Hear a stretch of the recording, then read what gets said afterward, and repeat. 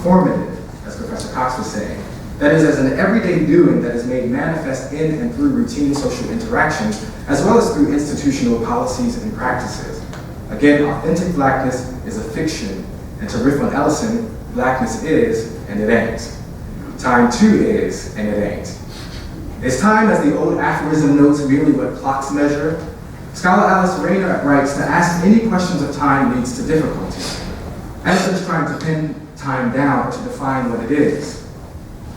Time is a phenomenon that is always changing. It waits for no one. For my purposes, I consider time a philosophical and theological concept that prompts our ability to measure, sequence, and represent conscious experiences of the world. Indeed, I understand both Blackness and time as abstractions that resist circumscription, but that are nevertheless experienced as real and have material consequences. I take these abstractions as my subject in the afterwards of Blackness in order to investigate what a further teasing out of their relationship perhaps might yield about the work and force of Blackness in this present moment. So that offers a bit of a sketch of the project. I now want to bring this talk to an end. So I want to end where I began.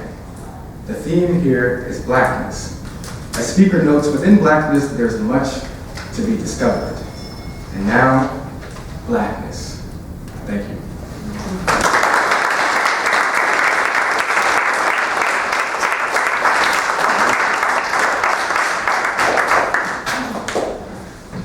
Hello. Hello. My mind is spinning after I kept thinking things like, in this time of year, we keep hearing songs like White Christmas as being sort of the epitome of this season. I kept thinking it's always at night the most romantic time of the day. So there is black and white. I'm also reminded of a story. Years ago, I was interviewing with James Cameron for a film called Terminator 2, and auditioning for this particular black character, and he asked me why I wanted to play it, and I said, well, because of a joke that Richard Pryor had told. And he said, well, what's that? I said, well, Richard said basically that the reason most science fiction films either killed the black character right off in the very beginning or we weren't there at all was because Hollywood never thought we were going to be in the future at all. So I think there is also there's this strange thing that we do in terms of what's good and what's bad. We say, you know, Blackness is a terrible thing, but yet if a company is doing well, they are what I'm going to present to you this afternoon or this evening, depending on which side of the black and white is an adaptation of Atul Fugard's Tsotsi. Tsotsi in Nosa means marauder. And this particular character has this name because he has no memory of his past. Everything is black. He believes everything ends in murder and destruction.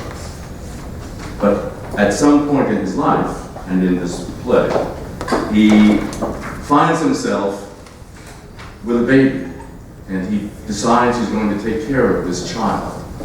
And so, because of who he is, he first tries to go out and buy milk for it. He manages to do that and realizes it's the wrong kind of milk and it's not going to last, etc., etc. So he goes back out and he needs money to support this child. And he sees this black beggar who has no legs. In fact, when he walks with his legs swinging between his hands, and his hands are what propel him forward.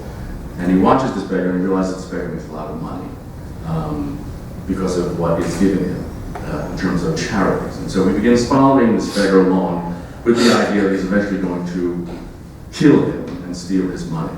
The beggar's name is Morris T. Jones. And in this adaptation, Tsotsi is no longer Tsotsi. What I did was I made it American, so he's called G. It takes place in the Bronx. So we start off with Morris, and what's happened is that G has accidentally stepped on Morris's hand in Port Authority, and Morris has sort of cursed at him, and then that's when G realizes the thing about the money, and he's going to follow him. And G sort of takes off, and Morris says, "He don't scare me. Eyes as cold as glaciers, glaring at me, threatening me. He don't scare me." In shafts, damp and dripping, men's bodies glistening, chunks of earth hammering and blasting, stone that gave them birth, where the sun never shines, a world where time is measured by the grind of shifts. We sang we are moles, become rats, akin to the owl, neither man, fish, or fowl, in the bowels of hell. They heard it in silence and the lights as they stood without working and quiet had gone out, that rumble that rolled through the dark as they stumbled. I might have escaped the cold steel across my cold legs if there just had been more light. The beam caught me, screaming right where I lay and crushed them in the night. That's fear. That's fear. A child's cold eyes forces me to dry up inside like an old withered leaf and die. Gang banging piece of shit, mangy yellow bitch. Morris exits Port Authority, so you have to imagine that you're hearing as he's going across the sidewalk. Sidewalks are still warm. I can still feel it, but for how long? Warm's best, cold's the touch of death. For 6 years, these dying hands have dragged me from here to there, hands as hard as hooves, numb. That first night, after that first summer day, my legs cut away, severing me from all purpose and plans. I escaped the hospital and my hands felt every pebble, every sliver of glass, every grain of sand till I cried, why didn't the coldness ride from my hips to my head, leaving me dead? G's been following Morris. He sits in the doorway, disinterestedly, lighting matchsticks, putting them out with a flick of his hand and throwing them away. Morris sees him, but thinks nothing of it. I imagine sometimes my legs jumping around on their own, calling themselves Morris T. Jones.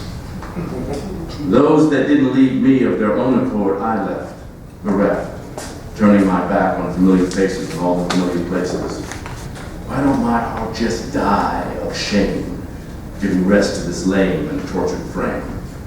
Morris sees G sitting closer this time, still playing with his matchsticks. Morris recognizes him as the same man who stepped on his hand at Port Authority.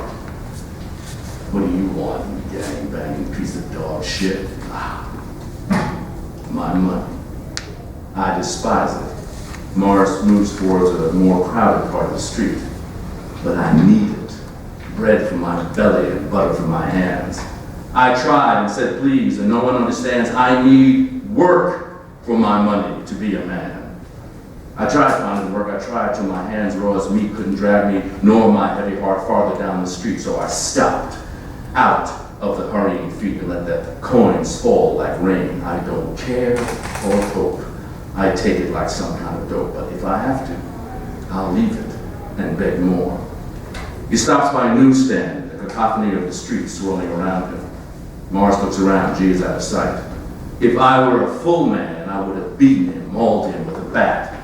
Instead, I have to crawl away like a frightened yellow stray, my tail tucked. No. Cow between my legs. Someone drops some change into a sack. Morris looks away and sees G standing on the other side of the street looking at him, openly. You slimy little shit. I'll be safe till you tire of the chase, then you pick the place, rip me off, beat me, and set me on fire. I wonder, are his hands soft? Does he cure their hardness with butter? I wonder, has he got a mother? Does she love him, sing him songs? How do we become, I wonder, who we are, learning right from wrong? He's human, like me. No, not like me. I'm a freak, literally sweating right through my coat, salty ornaments like jewelry on my wrist and my throat. The entire street has become flooded with people, shoppers, hip-hoppers, suits, and buckets and brooms. Morris takes advantage of the crowd and slips away. G crosses the street in search of Morris. G says, I should have taken him, could have taken him, terminated him outside the terminal, but I let him escape into the people and the life. Why? What's happening to me tonight? I'm in my head, I'm crazy. I don't know where, what, or why. You son of a bitch, he snarled and pushed away my foot. For a moment I swore that yellow terror had caught me with its teeth. But here's this little man, this cripple at my feet. His hind legs useless, like hers. Remembering the yellow bitch of his memory. Who was she? That cur who crawled so far and then no more, almost touching me but not quite, crawling up on me like fear from way deep inside. He spots Morris who ducks into a restaurant called Susie's. There was a faint sound of marching music coming from inside. You are the figure of living, bent and broken, meaningless and ugly, all the pain and the strife like our homes, badly matched to our flesh and our bones, twisted into one human life. I can't believe it. You slipped away and I'm glad. I don't even know you, you disfigured creature. I don't know you're a gimp ass from anywhere, but somehow I care. I feel you. That's amazing. I found a crack and slipped inside your flesh, little brother, like a knife in your back. You think I'm gone, but I'm right here. I feel your fear, your desperation, your effort to get away, live another day. I feel it. No. I see you through a different light. The subway rumbles underneath. G finds himself in front of an abandoned shop. In the reflection, he sees himself. Who am I? Who do I see? Well, me. It's not clear, even in this mirror. This glass shows no reflection of the past few hours. How can this be? The shape is the same, but it could be Butcher, Boston, or Die. The little man I claim, I pray, who begs, but with legs. It should be someone else in my place, but it's me I see. Not clearly, but it's me. The sound of scraping metal pulls his attention back to Sousa. It's being closed. Morris exits the restaurant, looks around, and believing it to be safe, continues on his way, unaware that G is still on it. You thought I lost you, thought I was gone, but this dance ain't over till the end of the song. It pains me to think it. I'm sorry, little brother, I feel for you, no lie, but despite how I feel, you're it. Like a child's game of tag, only my touch is faded. It's forever, it's a body bag. My heart and my feet may pull at opposite truths, but it's not a conflict of direction. Should I or shouldn't I? It's not really the question. I am what I am. I do what I do. I have no choice, and neither do you. G follows Morris, getting closer and closer until Morris becomes aware of his presence. Terrified, Morris holds up the sack for G to see, leaves the money under a lamp post, and hobbles to the next street lamp. G takes the money, pockets it, brandishes his knife, and moves towards Morris, who hurls anything he can find at G, who ducks and dodges, forcing Morris into an alley. Morris now hurls a tornado of obscenities and then begins to sob. G waits under a lamppost until the crying stops. The cripple emerges into the light. G says, "What do you feel?" Morris says, "Nothing. Nothing. What did you feel?" Fear. Of death? Yes. The lesson learned by these hands from the start has now been learned by my heart. These hands held life, felt life. The sky fell, life became hell, cut in half, turned upside down. Now I walk in my hands, but tonight, my manhood crawled beneath me on the ground. Q says the crying was the worst. Mara says, what else? When you crawl, you grunt like a dog. What else? How do you piss? Sitting up? Shit? Bending over? Women?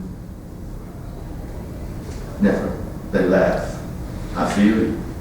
If I weren't cut in half, I'd kill you. You're the ugliest thing I've ever seen. I want life. Oh, I don't. No, you don't. It's not just you I speak to, or your knife. I say to myself, after years of wanting to die, feeling dead already, just waiting to be buried, I don't understand. I was born a man with legs. Now I'm legless and I beg. We cannot command the future or erase the past, but we have the power to choose. And I choose life. What? Sunshine. I felt it tonight in the stones on the street. Tomorrow, I want to feel it. I'll lay my face on the ground and put a hole in my pants and sit on my ass. I want to feel it. The rain and the wind, see the colors of things, hear the birds when they sing. I want to live. There's something like forever in those 4 words.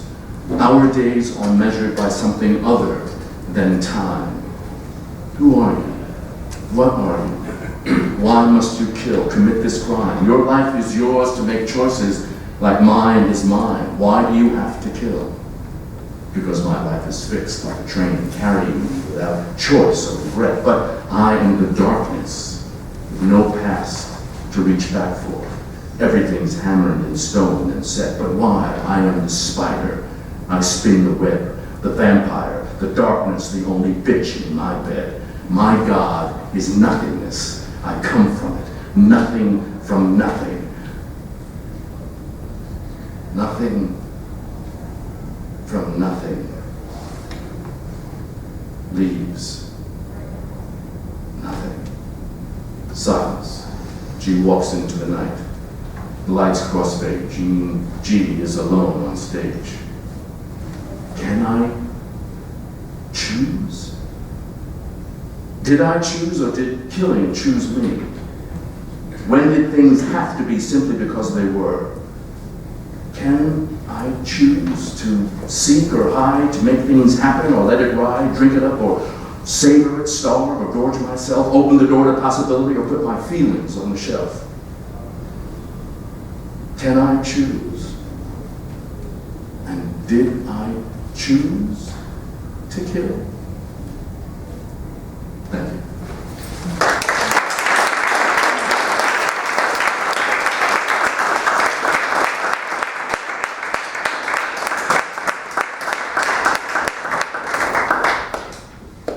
So before we shift into an open conversation, I'd like to invite Isaiah and Joe and Darnell to come up to the front. So we're going to go into a conversation. So there's a lot to think about in both presentations, right? A lot happening. So before we open it up to your questions and your comments, perhaps a little bit more for you to think about as Joe and Isaiah respond to each other's work and some of their help. And make sure you're keeping track of your index cards if you need to. So before I begin, can we give them another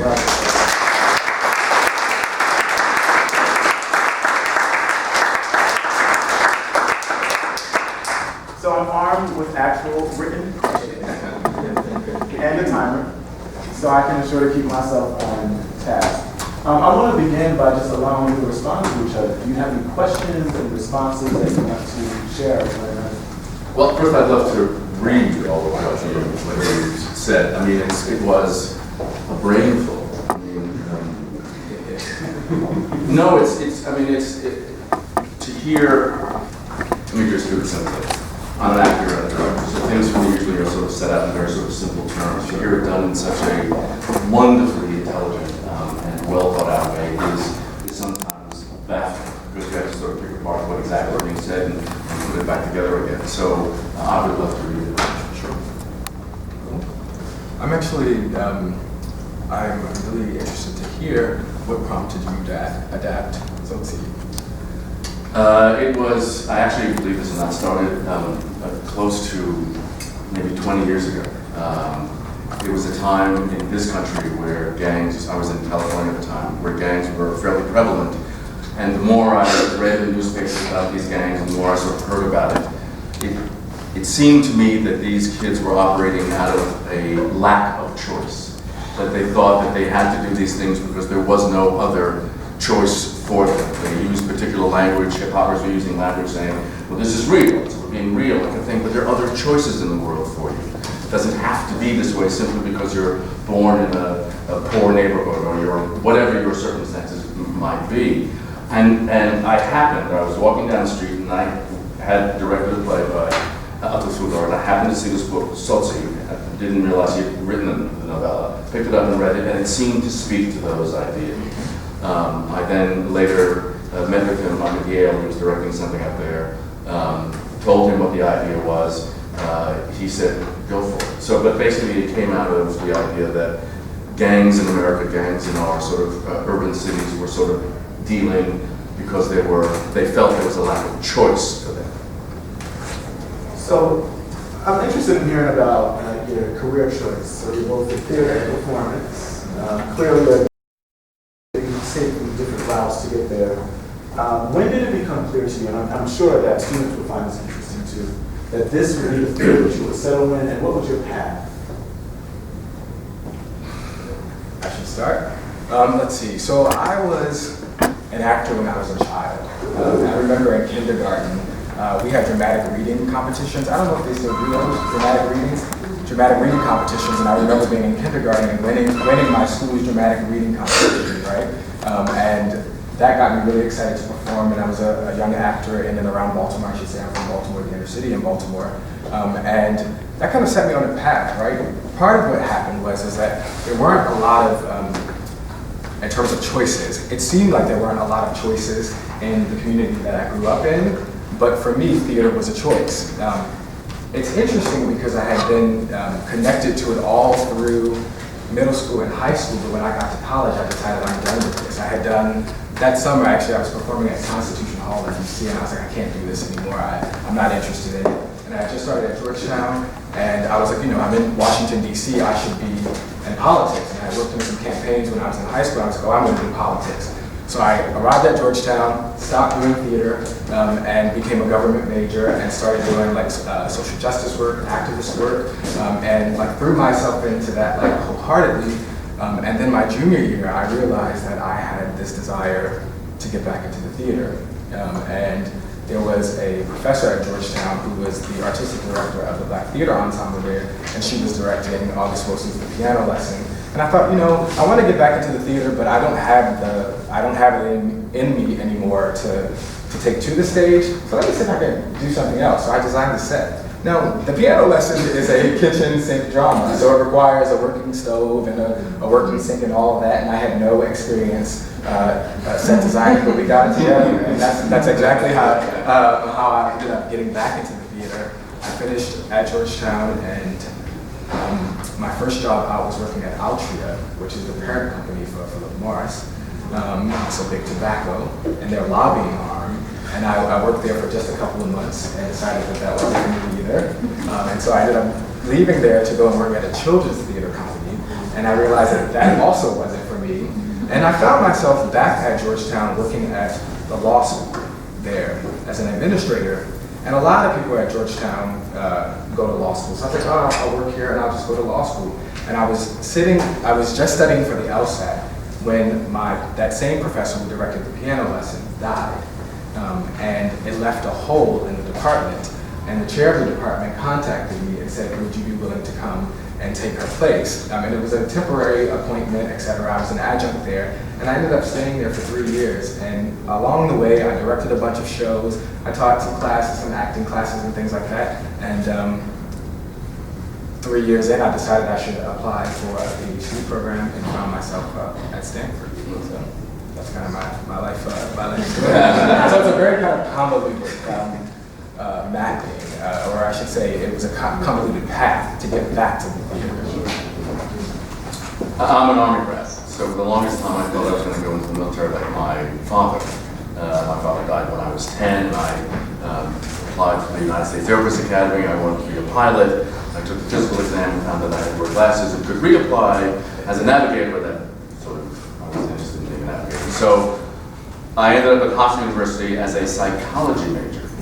And the very first day of orientation, they took us around the campus to show us what our first year would be like. They took us into the theater, and they did a skit about life on campus. And when the skit was over, I couldn't get up out of my seat.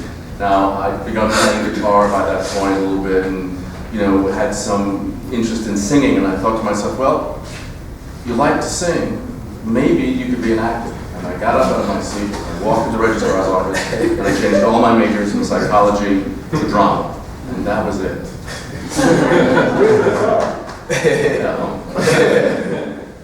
So both of you, it's evident from your work and your presentations today that you share a similar interest in explorations of race and of time.